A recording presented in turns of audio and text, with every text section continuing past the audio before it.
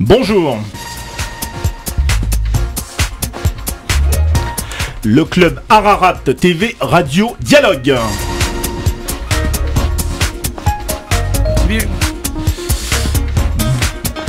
Bonjour à toutes, bonjour à tous, Richard Fanikian pour vous présenter la nouvelle édition du club Ararat TV Dialogue, une émission consacrée aujourd'hui à la Chambre de commerce et d'industrie franco-arménienne.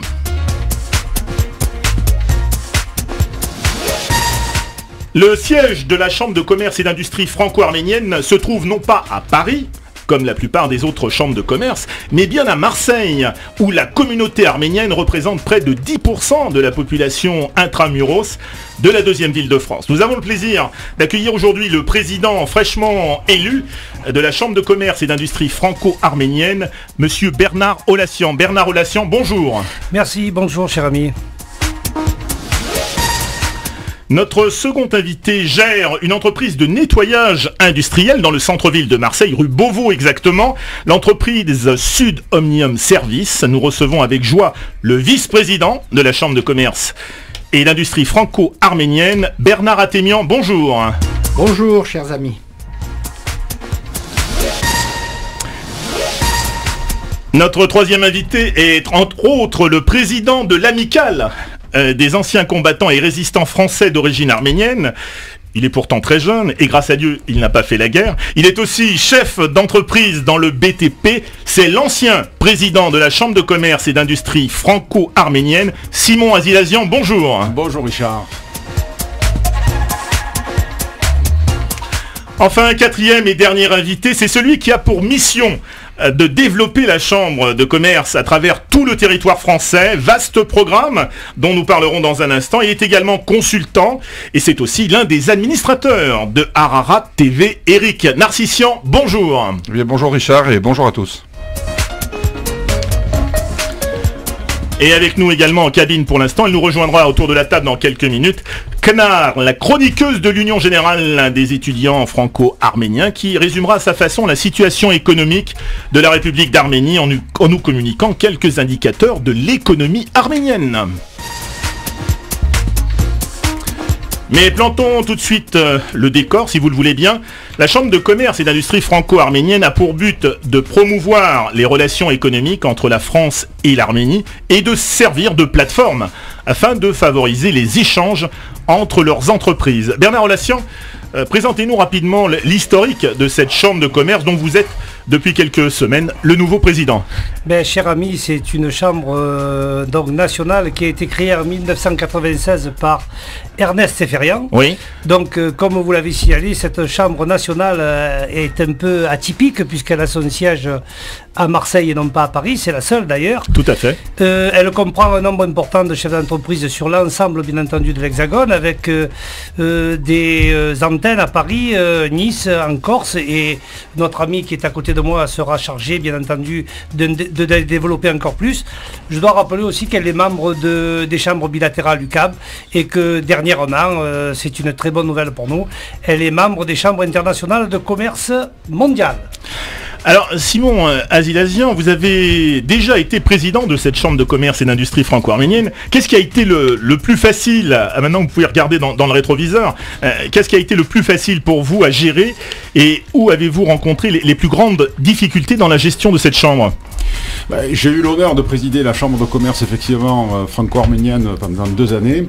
Et la première des difficultés, c'était en fait de dépoussiérer un petit peu le passé, parce que, pour ne rien vous cacher, la chambre de commerce suivait un rythme plutôt de sénateur, dans un certain confort, et il fallait à la fois recadrer les projets parce qu'ils s'éloignaient un petit peu de ce que souhaitaient les collectivités locales qui nous accompagnaient dans les réalisations, et puis de la réalité de l'Arménie, parce que ce qui est important, c'est justement d'essayer de créer une passerelle entre ces deux pays en fonction des besoins des uns et des autres.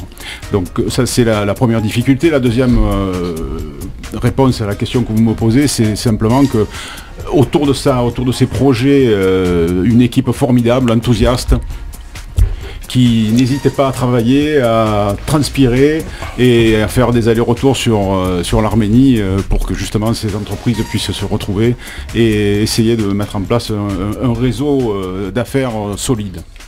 Bernard Athémian, vous êtes depuis 30 ans, on peut le dire, vous êtes l'un de ceux qui connaissaient le mieux le tissu économique et associatif de la communauté franco-arménienne de Marseille. Qu'est-ce qui vous semble, à vous, le plus difficile à gérer au sein de cette communauté, plus globalement? Je crois que, globalement, il y a beaucoup plus de choses qui nous rapprochent que ce qui nous divise. En fait, on a besoin des 3 entités que sont le juridique, l'artistique et l'économique. Le CFA fait un travail excellent, l'ancien CCAF, au niveau des lois sur la pénalisation du génocide arménien, du négationnisme. Les associations culturelles et artistiques font un travail merveilleux. Et puis nous, au niveau économique, eh bien, on essaie de faire avancer cette locomotive qui est la Chambre de commerce franco-arménienne. Je rappelle que nous sommes des bénévoles et que cette association est en train de devenir une chambre reconnue et respectée sur le territoire. Alors je reviens vers le président Bernard Olassian. Quelles sont les grandes orientations que vous souhaitez mettre en place et comment voyez-vous la Chambre de commerce et d'industrie franco-arménienne trouver sa vraie place au sein du territoire français? Effectivement, développer cette chambre, c'est notre grande ambition et je crois qu'on a les moyens de le faire. Et des grandes orientations en créant aussi des forums pour les années à venir, des forums de plus en plus nombreux sur 2011, 2012, 2013, et puis servir de plateforme à Marseille 2013 pour la capitale de la culture. Oui. Et je rejoins un peu notre ami Bernard Athémian, et effectivement le mariage économie et culture qu'on avait toujours peur de mettre, aujourd'hui on constate que par exemple la CCI pilote de Marseille capitale de la culture en 2013, et nous les administrateurs, les vice-présidents, l'ensemble du conseil est favorable à ce que nous participions là-dedans, et on va prendre ce problème à bras le corps. Bien entendu, l'ouverture, comme je vous ai dit, des antennes, et puis énormément de soirées avec des économistes et des politiques pour vraiment peser et faire voir que nous existions. Éric Narcissian, vous êtes actuellement en train de mettre en place différentes antennes à travers le territoire français, notamment en créant en ce moment même une antenne parisienne. Parlez-nous un peu de la stratégie que vous adoptez afin de renforcer cette chambre économique au plan national. Écoutez, j'ai la chance d'avoir une belle mission, alors je ne suis pas seul heureusement, et comme il a été dit tout à l'heure, la Chambre de commerce et d'industrie franco-arménienne, le siège à Marseille. Maintenant, notre vocation est nationale et c'est quand même une priorité de développer des antennes de la Chambre de commerce et d'industrie franco-arménienne, en sachant que la priorité étant bien sûr Paris, parce que Paris et la région parisienne, c'est quand même en France là où tout se passe. Et on a réussi à trouver là-bas des personnes qui ont répondu présent, donc qui veulent faire des belles choses, des anciens chefs d'entreprise ou des anciennes personnes qui étaient bien impliquées dans le réseau économique de près ou de loin. Donc ça, c'est la première étape. Paris, qui je pense au moins sur le principe et au niveau de l'équipe est acté. Après, bien sûr, Valence, Romans, Grenoble, où il y a une belle communauté. C'est-à-dire qu'en fait, la stratégie, c'est de s'appuyer sur le réseau déjà existant communautaire des Français d'origine arménienne. Donc si on arrive à faire l'axe PLM déjà cette année, ce serait déjà très bien. Alors le développement économique de l'Arménie est d'autant plus difficile à réaliser qu'il s'agit d'un pays enclavé, on le sait, également touché par la crise et qui connaît actuellement de sérieux problèmes avec l'Azerbaïdjan et le conflit du Karabakh. Comment la Chambre de commerce et d'industrie franco-arménienne peut-elle encore mieux aider l'Arménie à se développer économiquement? Simon Azilazian. D'abord, en essayant de faire un état des lieux sérieux de ce que sont les véritables besoins de l'Arménie et quelles sont les entreprises françaises qui sont capables, en dehors des des grandes entreprises comme Veolia, Ricard et autres, qui n'ont absolument pas besoin de clés pour ouvrir les portes du commerce arménien, mais par contre toute cette couche de petites et moyennes entreprises qui en règle générale ont des difficultés à aller vers l'export, ont besoin de nous, ont besoin de ce savoir-faire et de cette relation privilégiée qu'on peut avoir, parce que en réalité entre la France et l'Arménie il y a toujours eu un lien historique, culturel très fort. Et cette base-là est une base, un socle solide sur lequel on peut s'appuyer. À partir de là, évidemment, il y a des atouts en Arménie qu'il faut faire briller de façon à ce que les industriels et les hommes d'affaires français puissent trouver un intérêt, et ces atouts sont multiples. Il y a un savoir-faire qui existe, savoir-faire notamment dans le domaine de l'informatique. Il y a une main-d'œuvre qui est accessible, qui est même bon marché, on va le dire comme ça. Il y a de grands espaces, il y a des friches industrielles à foison qui sont complètement à l'abandon et qui demandent qu'à être réhabilitées. On va parler des taux d'imposition qui sont très faibles par rapport à ce qu'on peut connaître sur la France, etc. Donc notre mission, bien qu'il y ait bien entendu des difficultés, parce que tu parlais tout à l'heure du transport et des moyens de communication avec l'Arménie, c'est vrai que le fait de ne pas avoir de port, d'être un pays enclavé, c'est une grosse difficulté, mais on arrive malgré tout, à travers les ports de Batoumi et autres, à faire du transport maritime relativement bon marché, et donc tous ces éléments-là, lorsqu'ils sont mis en valeur, permettent de constater que l'Arménie est vraiment un pays à destination d'autant que c'est un pays qui était partie intégrante de l'Union soviétique, et que de ce fait, elle a des relations privilégiées avec tous les autres pays alentours, et elle peut devenir un pôle central à partir duquel les industriels peuvent gérer toute une partie importante de cette région de la planète. Alors, les entreprises arméniennes sont-elles bien implantées en France, et alors dans quel secteur aussi peuvent-elles se distinguer, en particulier Bernard Athémian? Je pense effectivement, comme l'a bien analysé Simon, les entreprises arméniennes sont aujourd'hui n'ont rien à envier aux standards européens, notamment en textile. Dans tout ce qui est textile, on trouve à Yerevan des entreprises de découpe laser qui font du vêtement top, de haut niveau. Il y a également sur la partie informatique des sociétés de composants électroniques qui n'ont rien à envier également aux standards européens. Je rappelle que l'Arménie a frappé à la porte de l'Europe, et que de plus en plus tous les critères deviennent de plus en plus, de mois en mois et d'année en année, favorables. Il y a également sur le plan tourisme aussi une grande avancée ces dernières années. On pourra en parler un peu plus tard, Richard, dans l'émission, si tu le souhaites.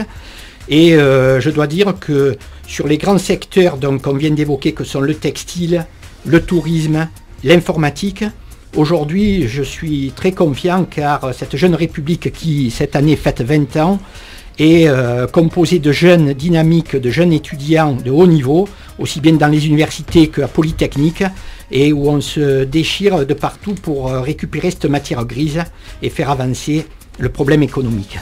Alors, avant de redonner la parole au président de la Chambre dans quelques instants, nous allons prendre au téléphone le secrétaire général de la Chambre de commerce et d'industrie franco-arménienne, monsieur Jacques Avdoyan. Monsieur Avdoyan, bonjour.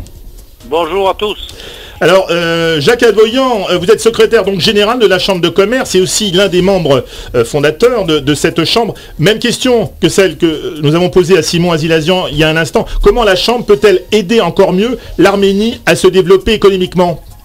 Nous le faisons déjà, puisque je travaille avec une entreprise sur Marseille qui est importateur de produits d'Arménie, ainsi que qui s'appelle OPA Distribution à Marseille et aux Arnavaux, et qui a son pendant à Paris, à Rungis, qui s'appelle Socofram. Nous travaillons déjà les produits d'Arménie pour les jus de fruits à la marque Areva, pour les vins à la banque Marvan, Areni, les confitures à Lichan, la bière Kilikian, etc. Et nous essayons de faire en sorte d'installer tout ça dans toutes les petites boutiques que vous connaissez, que ce soit d'origine arménienne ou autre. Et nous essayons de faire le forcing, mais justement, comme j'avais un doute sur les enveloppements qui étaient faits concernant les profils européens, il y a un peu plus d'un mois, j'étais en Arménie pour le congrès mondial des chambres de commerce internationales, et j'en ai profité pour faire le tour de cette chambre de commerce internationale. Et j'en ai profité de faire un tour dans les magasins pour voir un petit peu ce qui se passait et savoir si l'Arménie était prête à avoir le profil européen.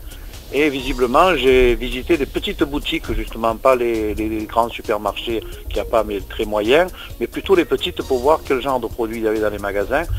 Visiblement, on est capable en Arménie d'avoir toutes sortes de produits aux normes européennes, puisque j'ai fait le tour dans un tas de produits, que ce soit les conserves, les jus de fruits, les vins, les vodkas, etc. Nous sommes prêts à avoir tout ça. Ici en Europe, on peut peut-être les amener. C'est tout à fait faisable. Le seul problème de l'Arménie, c'est encore faut-il qu'ils le veuillent. Alors, oui, non, je vous écoute. S'ils le veulent administrativement le faire, c'est tout à fait possible, à condition qu'ils puissent nous livrer des conteneurs de marchandises à 3 semaines. Alors justement, vous êtes le spécialiste à la Chambre des produits d'Arménie et président donc du syndicat des VRP. Comment pourrait-on permettre une meilleure information, une meilleure diffusion de ces produits, Jacques Avdoyan ?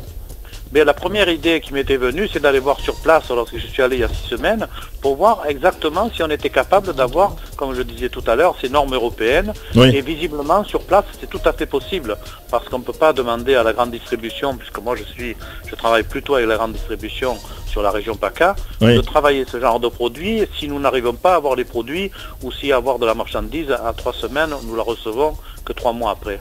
À partir du moment où ils sont capables de livrer en 3 ou 4 semaines, ce qui est à peu près dans les normes, à partir de là, on peut avoir la possibilité de discuter avec la grande distribution et pouvoir commencer à essayer de rentrer des produits.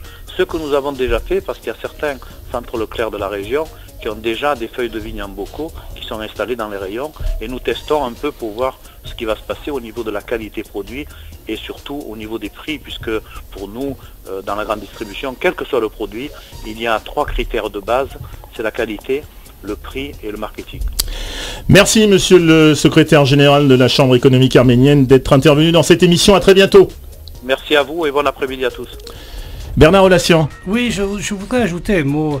Vu le niveau de technicité des étudiants arméniens, je suis très étonné que des entreprises du CAC 40 françaises, Renault pour ne pas le nommer, envisagent d'ouvrir une usine en Turquie, c'est-à-dire hors d'Europe, alors que tout le monde sait que les Arméniens sont au niveau de la technicité supérieurs à bien d'autres. Et si on va donc ouvrir hors de l'Europe, je ne vois pas pourquoi on ne le ferait pas en Arménie. Alors messieurs, ça c'est une question pour vous quatre. Quel message pourrait-on faire passer auprès des chefs d'entreprise franco-arméniens ? Éric Narcissian. Alors moi comme message, je dirais qu'on a quand même la chance, on vit une chance historique de pouvoir aider une jeune république. Il ne faut pas oublier que la République d'Arménie n'a que 20 ans. Et elle a tout juste 20 ans. Tout juste 20 ans, tout à fait, Richard.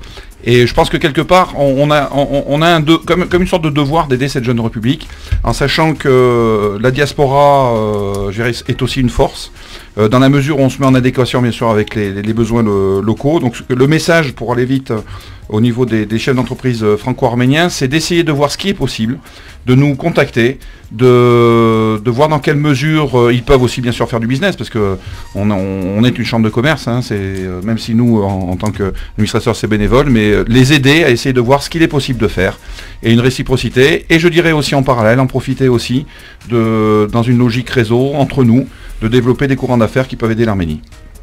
Alors nous sommes en liaison téléphonique avec Didier Parakian, cette fois ancien président de la Chambre de commerce et d'industrie franco-arménienne. Didier Parakian, bonjour. Bonjour Richard, bonjour tous mes amis de la Chambre de commerce franco-arménienne. Bonjour. Alors Didier, on va vous poser la même question. Qu'est-ce qui a été le plus facile et le plus difficile, c'est la question que j'avais posée à Simon tout à l'heure, à gérer dans cette chambre, Didier Parakian ? Alors le plus difficile, ça a été pour moi au moment de l'année de l'Arménie, quand il y avait, malheureusement, je dis malheureusement, parce qu'il y avait 2 chambres de commerce franco-arméniennes qui se disputaient un peu le leadership, et quand Simon Azilazian, président d'une des chambres, et Armen, président de l'autre chambre, sont venus me demander d'essayer de trouver une solution pour les réunifier, je crois que l'union fait la force, et nous sommes arrivés à faire quelque chose de fantastique tous ensemble. Ça a été des moments difficiles. Des moments faciles, ça a été des moments de joie, des moments festifs quand tous ensemble nous avons organisé cette magnifique soirée des tauros où des grandes personnalités de la communauté arménienne française, que ce soit Alain Prost, Yuri Jorkaev, Armen Petrosian, sont venus à Marseille récupérer leurs tauros. Ça a été un moment où la chambre a été tirée vers le haut, et c'est des moments comme ça qui font connaître davantage cette chambre qui aujourd'hui, fort de très nombreux adhérents, rayonne bien sûr à travers la France, mais surtout est le lien indispensable entre la France et l'Arménie. Alors Didier Parakian, vous êtes dans l'équipe de Jean-Claude Gaudin, le délégué au commerce extérieur. Alors je vous pose la question, comment attirer les investisseurs et quels sont les avantages qui peuvent amener un investisseur étranger à venir investir en Arménie? Écoutez, déjà, des grands groupes français ont donné l'exemple. Vous avez parlé du Crédit Agricole, vous avez parlé de Veolia, j'ai entendu le nom de Renault. Aujourd'hui, maintenant, c'est le tour des PME. En général, ça se passe toujours comme ça. Les grandes entreprises montrent l'exemple et dans leur sillage, les PME suivent. Et c'est que des voyages, la meilleure des solutions, c'est d'aller en Arménie, d'être curieux, parce que là-bas, il y a un véritable marché. C'est un petit marché, mais il ne faut pas le négliger, parce que ça peut être aussi une bonne passerelle pour aller en Russie. Et puis moi je dirais aussi, sans être chef d'entreprise, vous êtes tout simplement un citoyen lambda, mais d'aller passer simplement une semaine de vacances avec votre famille en Arménie, ça participe à la prospérité du pays, parce que le tourisme c'est une des richesses de l'Arménie, et pour fêter les 20 ans de l'indépendance d'Arménie, vous en avez parlé aussi, on se retrouvera tous au Palais du Pharaon le 19 septembre, avec la Chambre de commerce franco-arménienne et son président Bernard Roulassian. Lui, nous allons organiser une belle manifestation, mais je pense qu'on en reparlera et on espère que les auditeurs viendront très nombreux. Je vous pose la question que je vais poser à nos amis qui sont en studio dans quelques secondes. Comment vous voyez évoluer l'économie de l'Arménie, Didier Parakian? Écoutez, moi je la vois très, très favorablement, parce que c'est un pays qui est jeune, qui se construit, mais ils ont besoin de cette diaspora qui est clairsemée à travers le monde, le pays de se sentir porté. Et je pense que grâce à la Chambre de commerce qui mène des actions au quotidien, ça sera sans doute beaucoup plus facile pour les entrepreneurs marseillais, mais français en général. Merci Didier Parakian d'être intervenu dans cette émission. À très bientôt. Merci. Au revoir. Alors, on va poser également la question à Bernard Athémian. Comment voyez-vous l'économie de l'Arménie évoluer, Bernard Athémian? Écoutez, il y a deux façons d'appréhender le problème. On l'a dit, c'est une jeune république, effectivement. Aujourd'hui, l'économie de marché, et on peut le démontrer régulièrement avec nos partenaires que sont Grant Thornton, à travers les différentes conférences qu'ils mènent en France et en Europe. Et l'Arménie, effectivement, est sur des standards européens au point de vue législation, droit du travail, économie, etc., et juridique. Il est vrai que d'année en année, il y a des améliorations. L'avantage qu'a l'Arménie aujourd'hui, c'est qu'elle peut, grâce à la Chambre de commerce franco-arménienne, travailler avec des gens qui ont réussi dans différentes catégories professionnelles. Et nous qui avons la tête dans le guidon, quelquefois on ne s'en aperçoit pas, mais au sein de cette chambre de commerce, vous avez des gens qui sont des architectes, des industriels du bâtiment, du textile, du tourisme, de la communication et de l'événementiel. Et aujourd'hui, il y a un nouveau tournant, c'est très important, car grâce à des gens comme Eric Nersissian et Richard Fendikian, nous avançons à vitesse grand V. Il y a une nouvelle dynamique depuis quelque temps. Eric Nersissian, comment on peut entrevoir, comment on peut voir évoluer l'économie de l'Arménie selon vous? Alors, on a la chance quand même d'être dans une logique macroéconomique de pays émergents, c'est-à-dire que ce sont encore tous les pays du bloc, on va dire, ex-soviétique, sont dans une logique de croissance. Donc, en fait, il y a beaucoup plus à faire à l'Est qu'à l'Ouest. Et je pense que les entreprises françaises en général, et bien sûr les entreprises françaises qui ont une direction d'une personne qui est d'origine arménienne, peuvent profiter de cela. Alors c'est sûr que c'est pas facile, mais à terme l'Arménie aussi peut jouer, petit pays, mais peut jouer de par plein de raisons, une logique de plaque tournante en termes de services, tout à l'heure on parlait de matière grise. Là-bas, il y a des personnes qui sont tout à fait compétentes, il y a un niveau intellectuel élevé, qui fait que moi, personnellement, je pense que c'est dans le domaine des services que l'Arménie peut avoir un très beau futur. Merci Eric Nersissian. Allez, un petit mot de Simon Azilazian, et puis après nous aurons tout de suite la chronique de l'UGFA. Simon Azilazian. Oui, je voulais rajouter juste une petite chose. Je crois qu'il ne faut pas utiliser la langue de bois, mais être très direct. L'Arménie aujourd'hui a un problème majeur, c'est qu'elle n'a pas dans son tissu économique et social une couche moyenne. Et je crois que si on veut, ou si on peut envisager avec succès l'évolution de l'Arménie, ça ne peut passer que par la création de cette couche sociale, parce qu'aujourd'hui il y a un clivage énorme entre des gens très pauvres, des gens très riches, et entre les deux il n'y a rien. S'il n'y a rien, ça veut dire qu'il n'y a pas d'espoir non plus pour ceux du bas de reprendre une certaine économie, et on sait ici en France que les PME sont génératrices d'énormément d'emplois, et ça n'existe pas en Arménie. Alors très belle transition, merci Simon Azilazian pour accueillir Kenar qui va nous présenter donc la chronique de l'UGFA. L'UGFA, je le rappelle, c'est l'Union Générale des étudiants franco-arméniens. Alors justement, je crois qu'on va rejoindre un peu ce dont nous parlait Simon à l'instant. On va rentrer vraiment dans l'économie arménienne d'aujourd'hui. Kenar, c'est à vous. Bonjour à tous. Alors il faut savoir tout d'abord que l'Arménie était l'une des républiques les plus riches de l'URSS, mais qu'après la chute du régime soviétique, elle a dû repartir de zéro.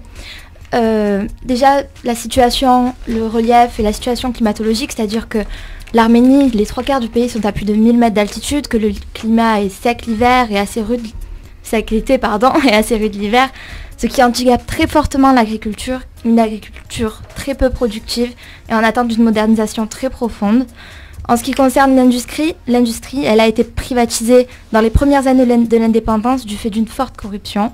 Les intérêts stratégiques tels que les communications et les usines électriques ont été vendus aux Russes, Grecs et aux Français, le reste étant concentré dans les mains d'une vingtaine de monopolistes. C'est le manque de ressources naturelles qui oblige l'Arménie à valoriser son capital humain en développant les sciences et les services.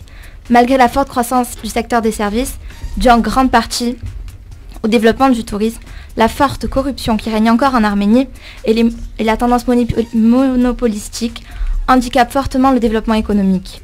Malgré le soutien financier de la diaspora, la situation sociale reste tragique. Le salaire moyen, selon les statistiques officielles, 110 000 trams, soit environ 200 €, ne correspond pas à la réalité. Pour la grande majorité des Arméniens, le salaire est autour de 70 000 trams, soit 140 €. D'ailleurs, les indicateurs économiques du FMI ne s'y trompent pas. Malgré une croissance à 2 chiffres jusqu'en 2007, avec 18,9%, le PIB est passé au négatif en 2008 et 2009, ce qui dénote la vulnérabilité et la dépendance de l'économie arménienne. D'autant plus que la reprise depuis 2010 semble précaire au regard du taux d'inflation de 8,3% qui affecte profondément le pouvoir d'achat de la population. L'absence de sécurité sociale, la quasi-absence de l'allocation au chômage, l'accès restreint aux universités, entravé par des frais exorbitants, voilà les causes majeures d'une crise sociale constante. Selon les chiffres les plus optimistes, ceux de la Banque mondiale, en 2009, 26,5% de la population, soit un individu sur 4, vivait encore sous le seuil de pauvreté en Arménie. Avant, nous avions de l'argent, mais rien à acheter, se rappelle un citoyen en faisant référence à l'ère soviétique. Maintenant, nous avons beaucoup de choses en vente, mais pas d'argent pour les acheter. Ce témoignage décrit au mieux ce qui semble être la situation économique et sociale en Arménie. Merci Kenar. Et bravo à vous. Voilà, nous avons demandé à Bernard Athémian de nous rejoindre et nous allons tout de suite passer, parce que nous sommes en retard, au coup de sifflet et au coup de cœur du club Ararat TV Dialogue.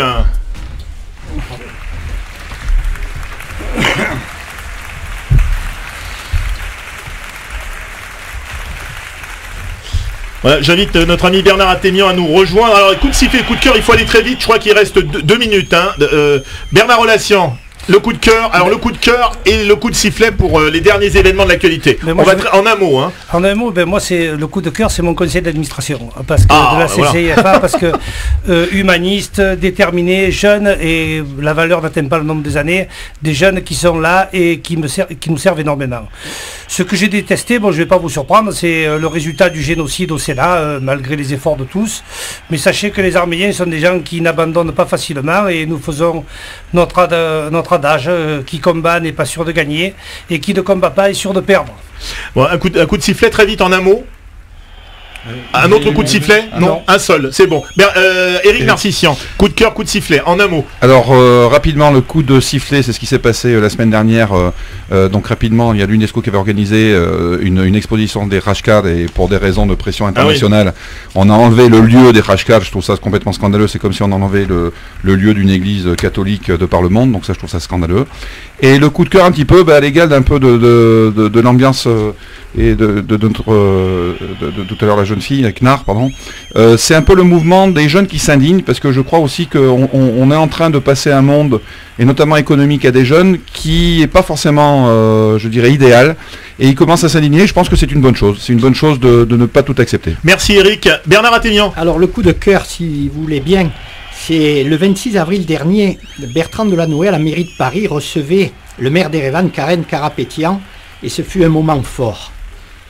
Les sifflets, c'est le résultat du Sénat, qui est vraiment incroyable, quelque chose qu'on ne peut pas imaginer, et qui, je pense, tôt ou tard, nous gagnerons le combat, mes amis. Simon Azilazian. Je crois que je rejoins mes amis là-dessus sur le vote négatif du Sénat, et je crois qu'il y a des moments où on est fier d'être français, il y a des moments où on l'est un peu moins, et là on est dans le moins. Donc en ce qui concerne le coup de sifflet, moi je crois que le tsunami avec ses conséquences au Japon sur la centrale nucléaire de Fukushima, je crois que c'est un événement très important dont on ne prend pas la mesure. 20 ans après Tchernobyl, on semble avoir oublié les désastres que ça a pu causer, et puis ça recommence, et je crois que dans la folie des gens, on continue, on persiste et on signe, et là je crois qu'il faut tirer une sonnette d'alarme. Le coup de cœur, alors j'étais un peu comme Eric tout à l'heure, j'avais noté Indignez-vous de Stéphane Hessel en regardant les jeunes Arméniens. Oui, indignez-vous, parce qu'il y a beaucoup de choses sur lesquelles on doit s'indigner, et puis dans les généralités, c'est difficile de porter un avis, ou de regarder dans l'actualité ce qui peut être très positif. Alors j'ai envie de dire aujourd'hui ce que j'ai retenu de positif sur ces dernières semaines, c'est le mariage de mon fils. Ah ben voilà. Bravo. Voilà, c'est la fin de cette édition du Club Ararat TV Dialogue. Merci à vous quatre. Bernard Relassian, Bernard Attémian, Simon Azilazian et Éric Narcissian étaient donc les invités du Club Ararat TV Dialogue. Voilà quelques petits rendez-vous à noter, 2 rendez-vous importants en tout cas. À noter la soirée réseau et convivialité de la Chambre de commerce qui se déroulera le 23 juin à 19h au Château Ricard de Sainte-Marthe dans le 14e, et à ne pas rater bien sûr le prochain grand rendez-vous de la Chambre qui aura lieu le 19 septembre à l'occasion des 20 ans de l'indépendance de la République d'Arménie. La Chambre, je vous le rappelle, organise au Palais du Pharaon un dîner de gala exceptionnel avec André Manoukian, Mathieu Madénian, Hélène Ségara, Patrick Fiori, qui seront donc nos invités d'honneur, et cette soirée sera suivie d'un grand concert à l'auditorium du Pharaon. André Manoukian et Patrick Fiori, signalons-le, recevront les récompenses suprêmes de la Chambre de commerce franco-arménienne. Ils recevront solennellement leur trophée Tauros au cours du dîner de gala au Salon Eugénie. Et puis un petit scoop que je vous donne avant de terminer l'émission, Michel Drucker sera le parrain du Phonéton 2011, et il sera sans doute, on l'espère, en tout cas peut-être avec nous, en tout cas le 19 septembre au Palais du Pharaon. Voilà, pour en savoir plus sur la Chambre de commerce, le site internet www.ccifa-france.com. Voilà, je vous rappelle que vous pouvez retrouver cette émission sur le site d'Ararat TV, la web TV franco-arménienne, www.ararat-tv.com. Je vous souhaite de passer d'excellentes vacances. Nous nous retrouverons dès septembre. En attendant, je vous dis à très vite sur Dialogue et Ararat TV.